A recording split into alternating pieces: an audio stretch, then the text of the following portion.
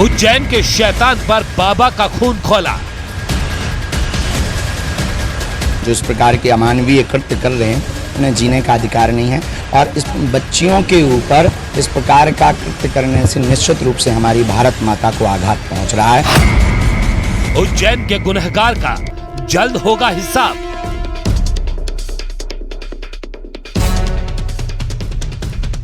बेटी को ना समझने वालों सीधे नरक में जाओगे।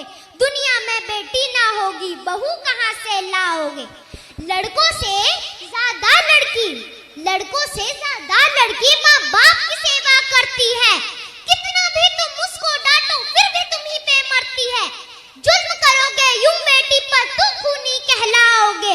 दुनिया में बेटी ना होगी बहू कहां से लाओगे। मेरी नसीहत तुम भी सुन लो, बेटी से संसार चला, बेटी से ही प्यार मिला है, बेटी से घर बार चला। आरोपी के घर चलेगा बुलडोजर।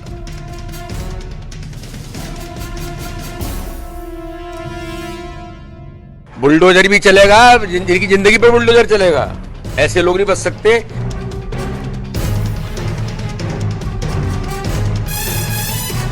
महाकाल की नगरी में हुई शर्मसार करने वाली घटना पर कथावाचक धीरेन्द्र शास्त्री गुस्से में है। बाबा ने कहा है कि जो भी ऐसी घटनाएं करता है उसे जीने का कोई हक नहीं है।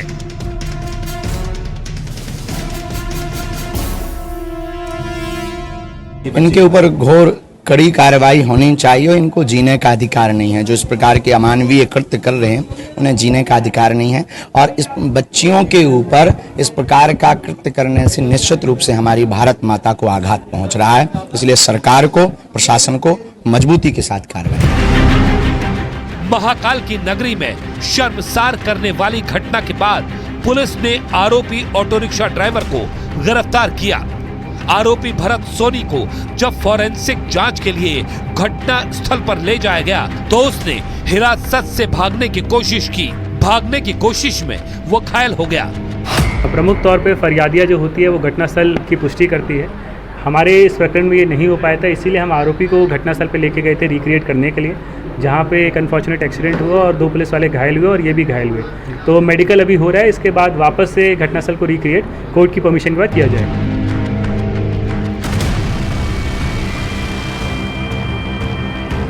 8वीं की छात्रा सतना की रहने वाली है।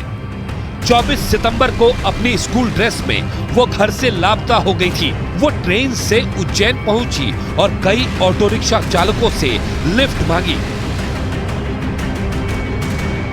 लेकिन उसे नहीं पता था कि कहां जाना है। इसके बाद वो आरोपी भरत सोनी के ऑटो में बैठ गई, जो उसे जीवन खेड़ी ले गया और उसके साथ बलात्कार किया और भाग गया।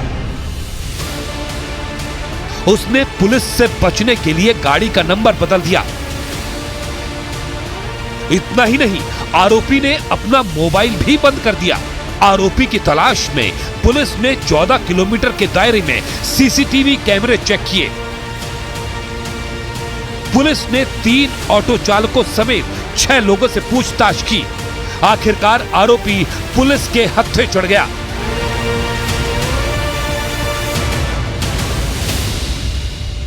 इस केस को डिस्ट्रिक्ट जो को प्रोसिक्यूशन है उससे कोऑर्डिनेट करके हम फास्ट ट्रैक के लिए मूव करेंगे। हमारे पास क्योंकि बहुत ज़्यादा कॉन्क्रीट मेडिकल एविडेंस नहीं है, हमारे पास सिर्फ और सिर्फ जो फरियादी हैं सतना में जिन्होंने बच्ची की रजिस्टर कराई है और जो हमारा खुद का पुलिस का या काउंसलर्स का इंटरेक्शन रहा है, तो कहीं ना कहीं वो जो सामान्य तौर पे लोग उस बारे में बता पाते हैं वो नहीं बता पाई। पर तो भी मुझे लगता है हमें मेडिकल एविडेंस का वेट करना चाहिए कि उसकी मेंटल स्थिति क्या है। मध्य प्रदेश के मुख्यमंत्री शिवराज सिंह चौहान ने पूरे मामले पर कठोरतम कार्रवाई की बात कही है और कहा कि इस तरह का अपराधी समाज में रहने लायक नहीं है। वहीं बीजेपी नेता का दावा है कि आरोपी के घर पर बुलडोजर वाली कार्रवाई जल्द होगी। जिसने अक्षम्भ जघन्य अपराध किया है मासूम बिटिया के साथ,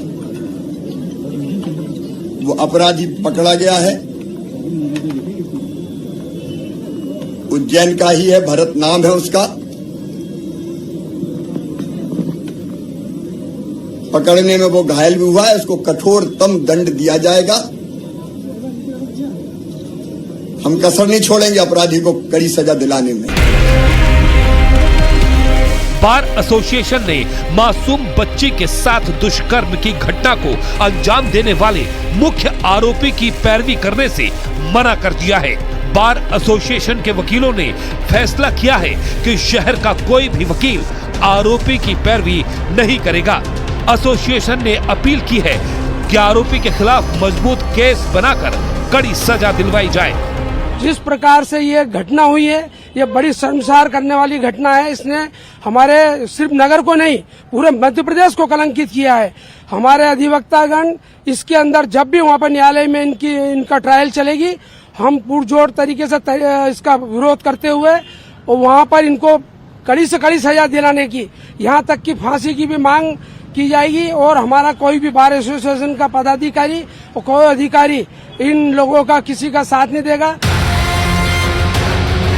आरोपी ने पुलिस को बताया कि सोमवार सुबह नाबालिग लड़की को अकेला पाया और उसे लिफ्ट देने की पेशकश की। इसके बाद वो उसे एक सुनसान जगह पर ले गया। आरोपी ने जीवन खेड़ी गांव जाकर उसके साथ दुष्कर्म किया। इसके बाद उसे वहीं छोड़कर भाग गया। बाद में दूसरे ऑटो ड्राइवर ने उसे एक कॉलोनी में उतार दिया। वहां वो बच्ची 2.5 घंटे तक मदद के लिए भटकती रही। फिर एक आश्रम के सामने बेहोश हो गई। आश्रम के एक पुजारी की नजर उस पर पड़ी तो उसने पीड़िता को कपड़े और खाना दिया। तो इस बालिका से पूछा कि तुम्हारी दुर्दशा किसने की है। उसकी आंखें पूरी स्वेलिंग से भरी हुई थी, पाँव में पूरी ब्लीडिंग हो रही थी, आंखें उसकी बिल्कुल भरा रही थी, बार बार वह अपने शरीर से लड़खड़ा रही थी। मेरी आंखों से देखा नहीं गया। मैंने उससे पूछा कि बहन आपकी हालत किसने करी है और कौन है तुम्हारे माता पिता, कहाँ है, तुम यहाँ किसके साथ आई हो, कब से इस क्षेत्र में हो। लेकिन वह बालिका अपनी ही भाषा में कुछ बोल रही थी जिसे मैं समझ नहीं पा रहा था। बार बार वह कुछ बोलने का प्रयास कर रही थी लेकिन मैं समझ नहीं पा रहा था। 2-3 बार मैंने पेन कापी भी उसके हाथ में दिया कि यदि मैं समझ नहीं पा रहा हूँ या तुम बोल नहीं पा रही हो तो इसमें लिख करके कुछ बताओ। यदि अपने माता पिता का मोबाइल नंबर जानती हो तो मेरे मोबाइल का मैंने कीपैड निकाल करके दिया कि इस पे लगा करके बात करो या आप पेन डायरी में लिख करके मुझे बताओ। लेकिन वह बालिका उस विषय में मेरी कोई मदद नहीं कर पाई। मैंने उससे पूछा कि बेटा भूख लग रही है, उसने कहा हाँ मुझे भूख लग रही है। ऐसे हाँ का उसने संबोधन किया। मैंने तुरंत अपने आश्रम में जो स्वल्पहार में दलिया नमकीन बना था वो बुला करके उस बालिका को दिया खाने के लिए। चाय पिलाई, जल पिलाया, कुछ नकदी पैसे भी उसको मैंने सहयोग रूप में दिए। लेकिन मेरा विश्वास माना नहीं कि मैं इसको सुनी छोड़ दूं, इसलिए मैंने तुरंत हेल्पलाइन नंबर 100 पर कॉल किया। 2 बार मेरा वहाँ कॉल कट हुआ। तीसरी बार हमने महाकाल प्रशासन महोदय में कॉल किया। वहाँ से मैं महाकाल थाने का नंबर मिला, महाकाल थाने में कंप्लेन दर्ज करवाई। वहाँ से उन्हें पुनः मुझे 100 कॉल पर संपर्क बनाने के लिए कहा। 100 कॉल पर किया। वहाँ से पुलिस की गाड़ी करीब 20 मिनट की में मेरे पास पहुंची। उस बालिका को मैंने पुलिस प्रशासन के हवाले सुपुर्द किया।